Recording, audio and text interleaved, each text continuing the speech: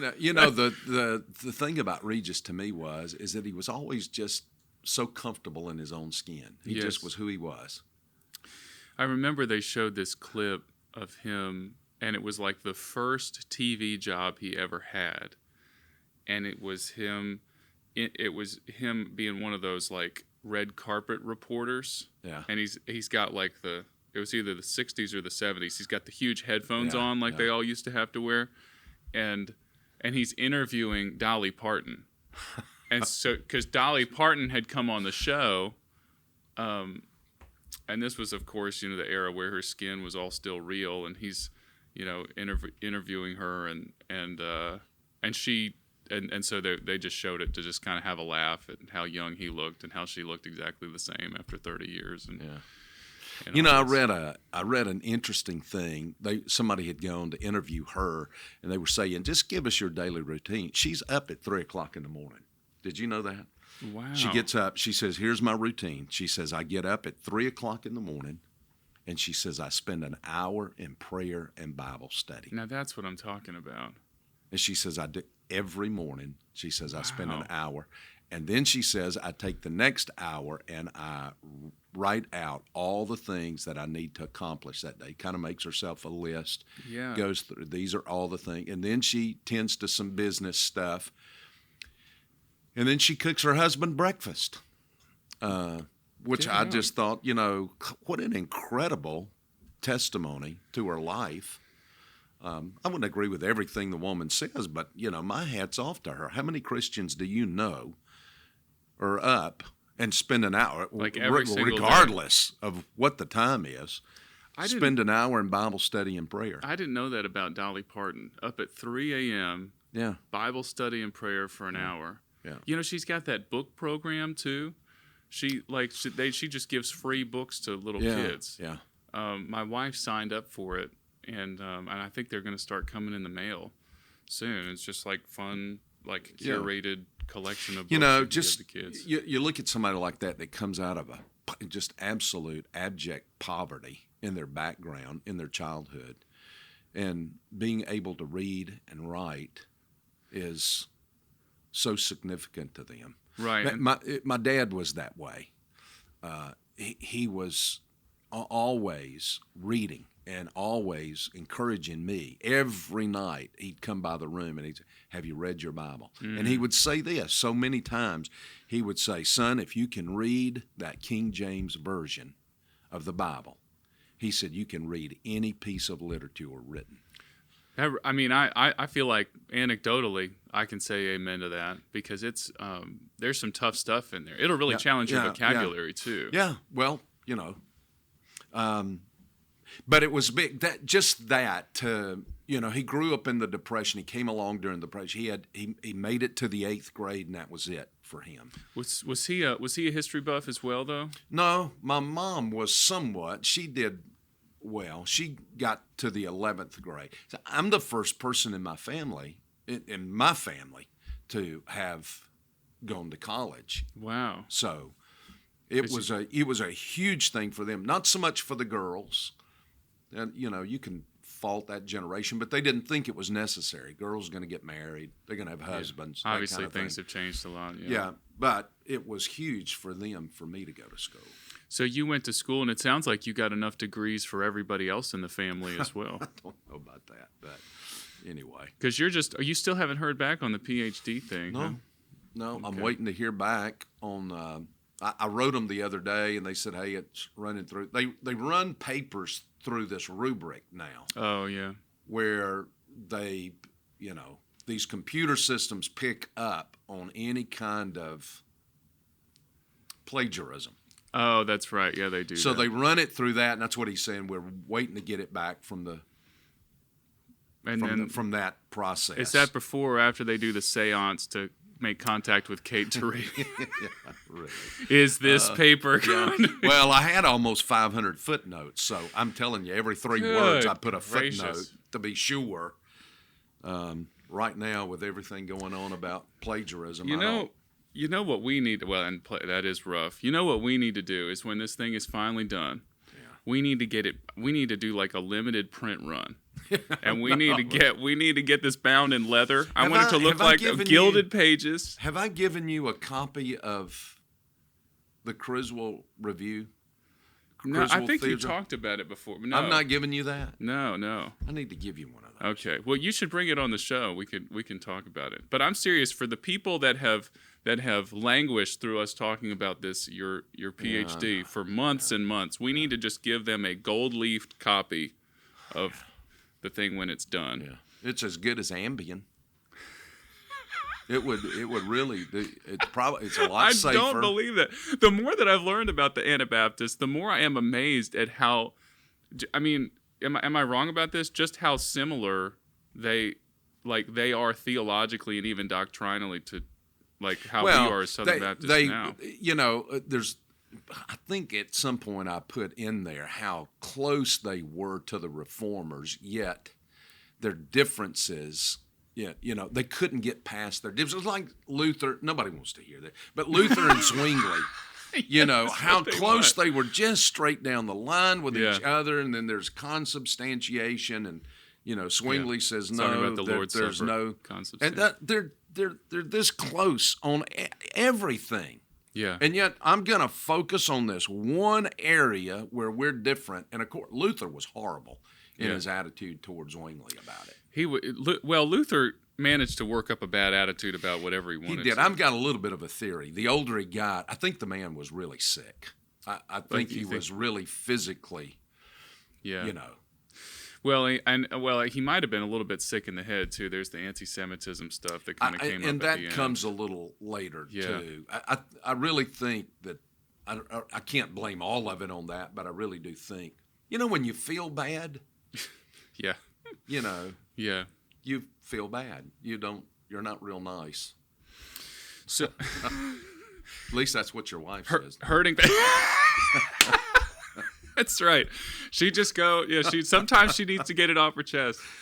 So, that's like you say, hurting people hurt people. So your dad he instilled that, and you need to read the Bible every day. That kind of reminded me of what Rick Burgess was saying at the men's gathering on Friday, just about how often we can read so much about a sports team, as men, we can have this granular study of hunting and different seasons of animals, and yet we won't want to go and study the Bible. I don't like to study. I don't like to read. I'm not good at studying. I don't like to read. I've got all the statistics down for the New York Yankees since 1922 until current time. But I don't like to study. It is hard, though. I thought that was a great point that he made. I thought he made it in a great way. That was a cool gathering that we had on Friday. It was. That was fun. And just catching up. So you told me. So I was out last week. Joanna was here, and I did that quick trip to San Diego for my brother's wedding. Yeah. So this is actually sunset in Walmart a couple of nights ago. This is just my placeholder. It's a nice sunset, isn't it? Yeah. Who knew that Walmart could had such a nice skyline? But here's my brother. There he is with his lovely wife Amanda. And your dad. That's my dad. Yeah, he did the ceremony, and I'm over on this side. They didn't have nice. They didn't have a wedding party, so it was a really small wedding. And I said, I was like, Joel, I know you don't have a wedding party, but let's be real. That's River Chase Lake right there. We did this at Pastor's house. This is right on the golf course. No, that was at you told me to go to La Jolla, and I was like, "Did you go? Did you get up there?" That was where the wedding was. It was neat. It was at La Jolla. This is Lauren and me just right out there. I mean, you can it's like a cliff, and you can see for forever and ever. Isn't it beautiful? Did you see all the seals out there playing around? They went the next day. We had to come back. So I'm trying to see if I got any more pictures. So, but you can use the screen too if you want to show anything. You look like a Secret Service agent right there. Right, talking into my wrist. Secret Service agents on there. Talking into my wrist or something like that. Well, anyway, so that's La Jolla's a beautiful place, isn't it? It's incredible, man. I had we had a great time. Well, so that was my update from last week. We need to get into the text here in a second, but tell me why you're dressed up. You doing okay? No, I'm going to meet with Dr. Robert Smith, the great preaching professor over at Beeson. Man, that guy can preach. Yeah, he's a great guy. I've had to preach behind him before. That's not easy. No. There's a conference that I do occasionally, and he's there, and I've told him, I said, please don't put me behind him again. Why would you do that? Anyway. Man, he's been through a great lot, guy. too. He spoke at this worship leaders conference that I went to a couple Is that years right? ago. Yeah, and he just given some of his testimony. I was like, because wasn't his son killed? I don't know. It was something. You know what? It seems something like I've that. heard that before. I'm going because I heard him critique a sermon for one of his students who happens to be on staff here, Scott, and I was blown away with the way he did the critique. So I've written him, since I teach preaching from time to time, and I'm teaching a D-Min seminar, and I have to grade these guys on preaching. I wanted him to coach me through how he critiqued. How do you do a good job critiquing a student preacher without, breaking their spirit, but helping to move them in the right direction? So he did an incredible job with that when I saw him do that, and I just wanted to go over there and sit down and say, hey, show me what you do and how you do that. I love that. Always be a learner. You never get too old to sit at the feet of somebody else and learn something. I have learned what I have learned from my grandchildren, what I have had. There was a ladies' breakfast here yesterday. I've learned things from, this shouldn't be a surprise, from women. My my wife has taught me a lot. I've had it, Last week, there was Joe who. I know. She was, did a great job. She always says, y'all remember Billy? Marvelous. It was just marvelous. Marvelous, darling. Well, I hope you'll learn a lot there from Dr. Smith. Maybe you can give us a report next week. That's one thing that you guys have in common. He likes to sing when he preaches. So you guys, and you've started to do that more. I've noticed that. Just continue to keep it going. The preach sing. Well, I don't know. Sometimes you just bust into a hymn, and I'm like, yes. Of course, it was 2 weeks ago. You stumped me. You stumped the worship pastor. Yeah. You had that. You ended last week's message with, it was like, that there's going to be a change your life. There's going to be you gave something beautiful. Something, and I was good. like, and I was standing there backstage. I was like, oh wow, I should play this. I'm like, I don't know it. Darn it, I didn't have enough time to learn it. So anyway, but I'll have to learn that one for you. Yeah. Do it. Well, yesterday, so like there's all these memes all the time. I probably shouldn't even bring this up. There's all these memes all the time about like the worship team coming up during the response at the end of the service. Pastor says, well, let's all stand, and the worship team is like running down the hall as fast as they can. And so I usually just wait. I'm at that point, I know when you're about to close up. It's been 65 minutes, and I know the conclusion's coming soon. So I go backstage. I go backstage. Well, yesterday I walked out, and I don't know if anybody had their eyes open during the prayer. A bunch of sinners, but if they had their eyes open, they would have seen me running, walk out. And I almost got to the piano, and then I immediately did an about face because I'd forgot my Bible backstage.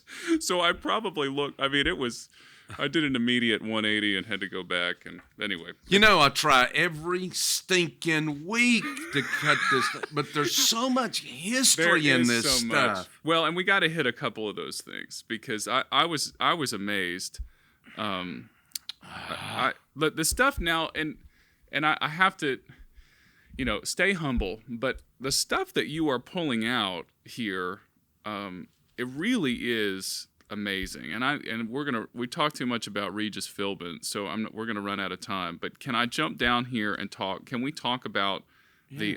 Did you find Regis in the passage? Well, no, we just talked about him for like 10 minutes at the people that were really watching. So we were talking about Regis Philbin because we just celebrated officially that we have now more Facebook views than Regis and Kathy Lee do on Facebook. So I was really excited about that. I don't think they have a Facebook page, so we've always had more views than them. But let's start with Mordecai versus Haman, because here's the, and I want to set this up, because when you learn this story in Sunday school, you're like, and isn't Mordecai just an absolute rock of the faith? Like he should be in Hebrews 11. It's amazing because he stood up and he would not bow down to Haman. He would only bow down to God.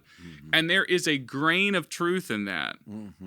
But there's so much else around that. Well, that's what you want it to be. When you come to any of these biblical characters, we're here in Esther.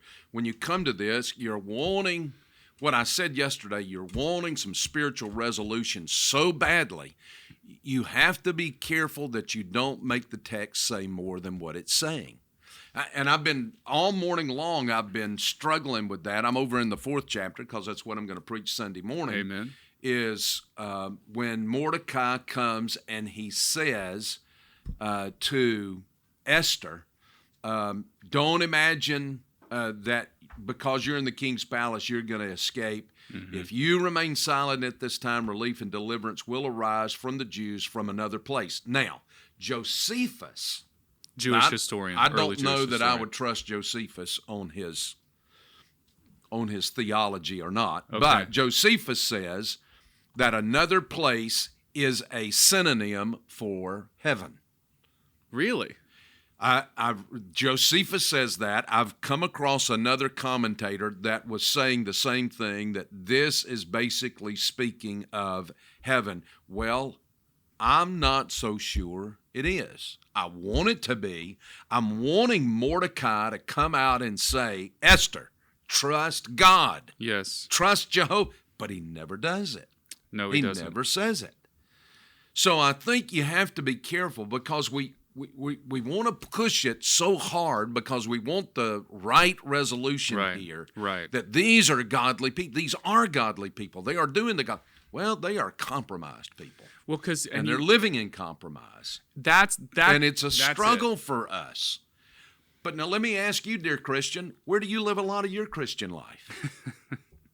Most of it, a lot of it is in compromise. Yeah, and you're struggling with compromise. Like we don't. And Pierce and I were even talking about this past week, like how much like we've been nurtured in a particular modern society, and we don't even realize sometimes how much we're compromising. We don't realize the impact of the culture on us and that is exactly what has happened here.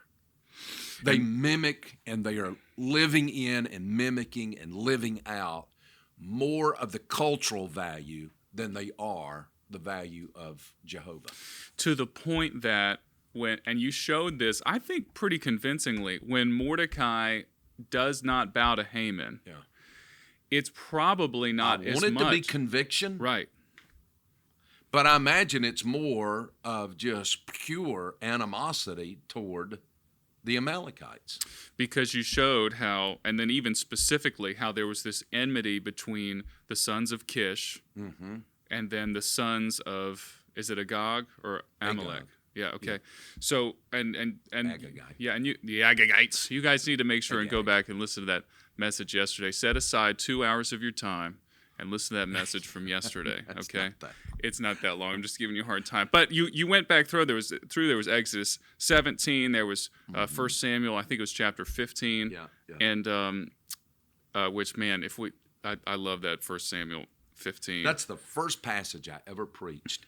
Get out, really? Yeah, I had 15 minutes, 10 or 15 minutes. And another good friend of mine, there were two of us that were called to preach out of our youth group. And on a Sunday night, they were doing a youth service or something, and they gave me 15 minutes and gave him 15 minutes. Or 10 minutes and him 10 minutes, whatever. Did you use your... Yes, I stayed within the time. I didn't know... That's not what I was going to ask. I didn't know much of what to do other than get up and just read the passage. That's not what I was going to ask. Well, I wanted to know, did you use your joke about the when Samuel hacks him to pieces? Because you said that to me before. Because like Samuel gets up there and hacks him to pieces, and you said this to me one time. You're like, sometimes a preacher's just got to take matters into his own hands.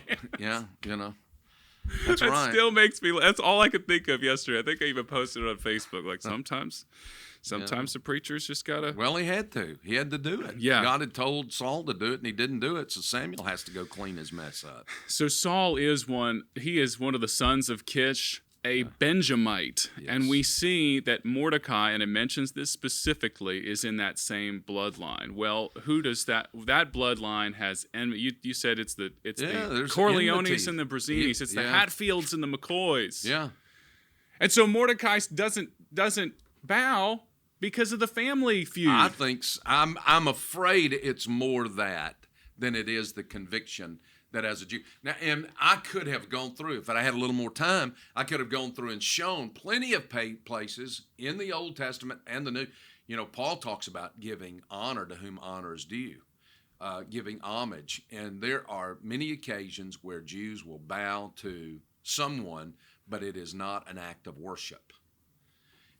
That's the struggle that I've got with all of this. Is I've got all of these guys, they're tussling back and forth on all the commentators. Yes, they're saying, well, he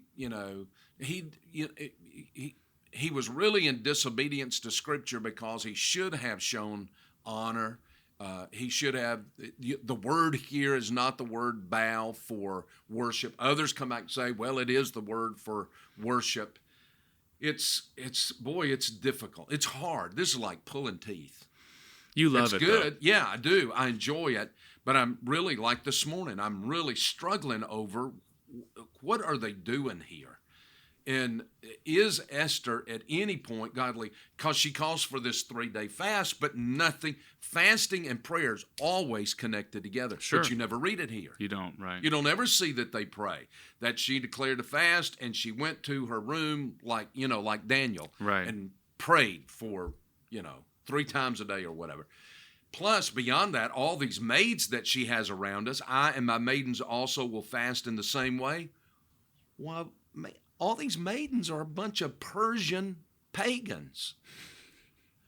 And then I've got somebody that says, no, by this time she would have surrounded herself by Jewish girls so that they would have had. Yeah.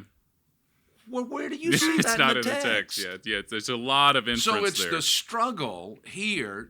I want that to be so. I would love for it to say, and after 5 years, Esther had surrounded herself with young Jewish girls, and they all talked about their faith in Jehovah. It does not say it. No, it doesn't. So what do you do? You just are stuck here in a no man's land between commitment to Jehovah and full rebellion against him, which is the land of the compromise. Is that going to be the title of this week's? No, was the other week, but I don't know what to do. I'm just looking at this. Probably what God can do through one compromised person. That would be encouraging. That's the amazing thing through all of this is that God is still working with and on and through these people. I think we just had a cable fall down. That's good. I didn't know what that was. I didn't know if there was a... We're all good. No, there's no snakes or anything back there. I think that has got to be, and that was probably the most encouraging point, if not the main point that I took away from the message yesterday, is that God is continuing to have grace, and he will redeem this people. He will deliver this people in spite of their ongoing compromise. It's interesting, too. I told you that the decree took place the day before Passover. So without looking at the text real carefully here, this seems to come on Passover or on the week that would follow Passover, and she's calling for a fast in the middle of Passover. That's a non sequitur. There's so many things in here that just I can't get resolution to. And probably that drives me batty. We watch some of these things, hey, what do you want? Because we don't watch network television. Every once in a while we'll find a series that, hey, let's watch this, Yeah. Oh, yeah. And so we, Anna Green Gables. Have you seen that? It's a great little. Great little show series that the old one, right? Actress in this. No, this is the new one. This is done by the Canadian Broadcasting. But I keep looking at it and said, Deborah, I've got to have some resolution Right. to this. Just show me the last every, episode. Every 5 minutes you got a cliffhanger. There's a cliffhanger. There's gonna be, and nothing's ever resolved. So I'm wanting resolution in this, but I can't ever seem to get. It won't. I'm trying to pull it out, but that's a very careful thing that you have to do. Is you have to take the text as it is. You have to let it tell you.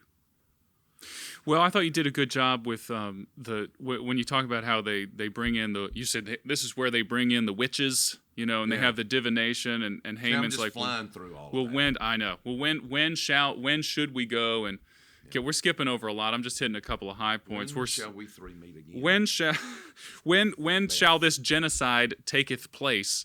And I mean, like, again, God's name is not mentioned, but obviously, like, he like, if are they casting lots? What are they doing here? But they put a long timeline on it, and then there is this time for response. There is, God opens up like so many other opportunities. And see, I didn't say this, but that's one of the things. Part of the cruelty of Haman is he puts this out immediately so that these Jews have to live a year under a death watch. It's just terrifying. It's horrible. So that they stretch the agony out. When I was at Dachau, one of the guides there took us in a room where they would hang these people. Oh. Where they hanged people. And is Dachau a concentration camp? Yes. Okay. It's out of Munich. And they would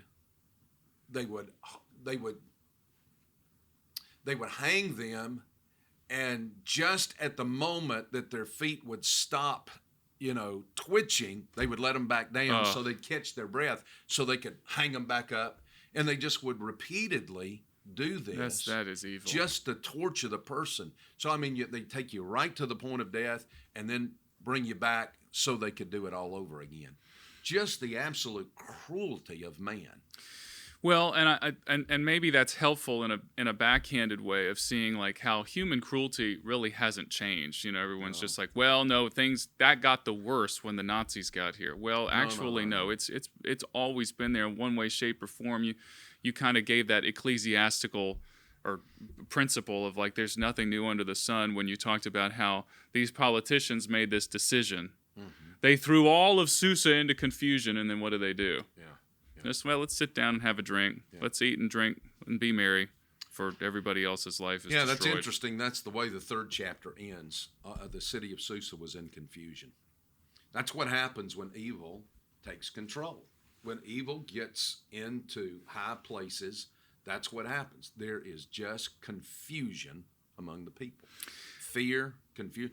Herod, Same it said thing.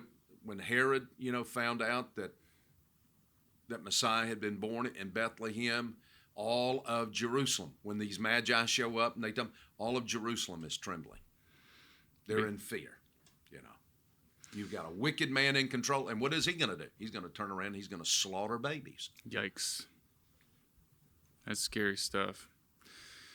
Well, not a super high note to end on. Do you want to give a little bit more of a preview for where you're going this week? Esther's. You're going to end up chapter 4, and Esther's going to make this great statement. She says, "I'm going to do what's right. I'm going to do the right thing. If I perish, I perish. If I die, I die.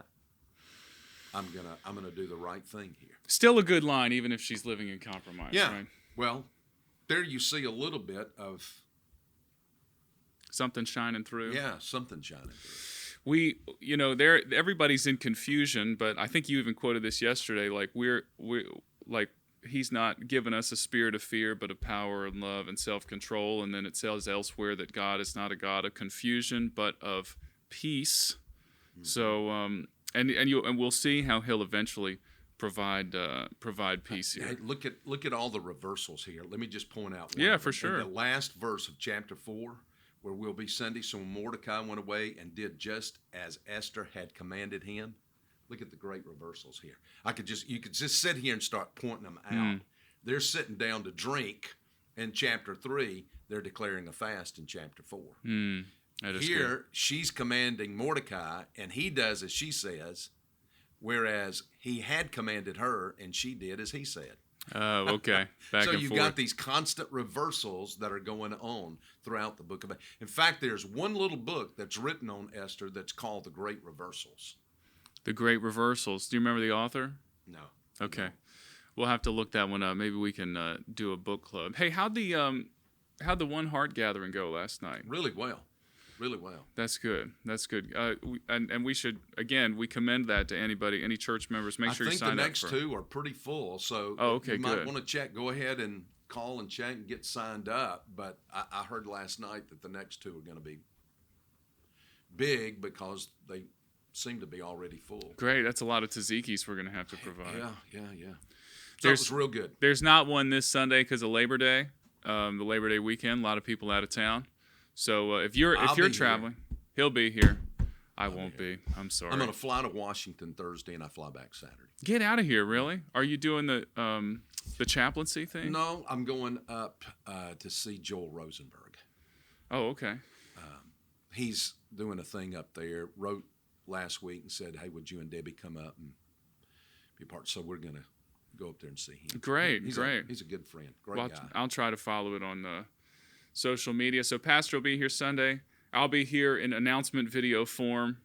I'm traveling again. Hey, yeah. Are we going to do this on Monday? Or Well, are you traveling? Well, nobody's in the office on Monday. Okay, so we're not going to do it. I guess not, unless you want to do it on Tuesday or something. Are we even allowed to do that? Joanna's looking at me like I don't guess we can. it's staff retreat is on Tuesday. Are you going on vacation? Are you leaving or something? You going? Yeah, I'm going for another wedding. We ended up with 2 in a row. Really? Who's getting married now? Well, it's on Lauren's side of the family this time. We planned that one first, and then my brother decided to turn a wedding around in like 8 weeks. There you go. So I had just get them all done. Just tell them, hey, everybody, get up here now and just get married, and this will be done. But I'm out of vacation time, so after this you're gonna be stuck with me through the end of the year. It'll be all right. I think we can survive. No recap next week. We need to do another one out there in the cafe though at some point, right? Yeah, we do. You look like you need more donuts in your life. No. No, I've lost now about 12 or 13 pounds. I'm excited for you. No donuts for Mac. Okay, we'll get you. We'll get the weight down. You could do some Taibo kicks like me. Yeah, if I could do that. What a time capsule.